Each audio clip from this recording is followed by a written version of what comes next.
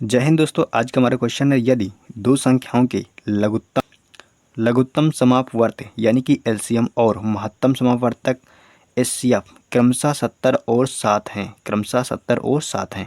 यानी कि यहाँ पर एलसीएम कितना है 70 और एचसीएफ कितना है 7। यदि उनमें से एक संख्या 35 है, यानी कि एक संख्या इन्होंने बता रखा है कि 35 है, तो दूसरी संख्या क्या होगी तुम बताओ। तो इनमें से कौन सा ऑप्शन सही होगा? जी हाँ दोस्तों, तो इसका एक सिंपल सा फार्मूला होता है।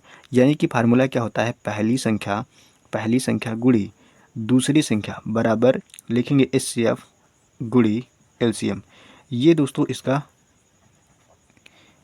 इसका क्या होता है फार्मूला, यानी कि ये ही फार्मूला आपको याद रखना है। इस टाइप के जितने भी क्वेश्चन आएंगे सब इसी फार्मूले से आपके हो जाएंगे।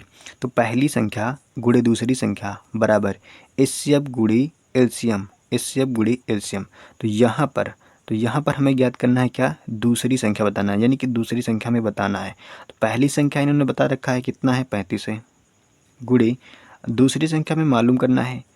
और एचसीएफ क्या दे रखा है, एचसीएफ दे रखा है 7 गुणे एलसीएम कितना है 70, एलसीएम कितना है 70। तो एलसीएम यहाँ पर हो गया 70।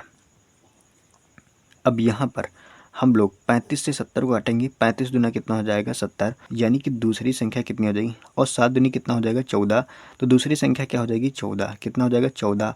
और यही क्या हो जाएगा, इस क्वेश्चन का राइट आंसर हो जाएगा। तो ऑप्शन नंबर डी इस क्वेश्चन का सही जवाब होगा। ये क्वेश्चन आरआरबी एनटीपीसी में पूछा जा चुका है।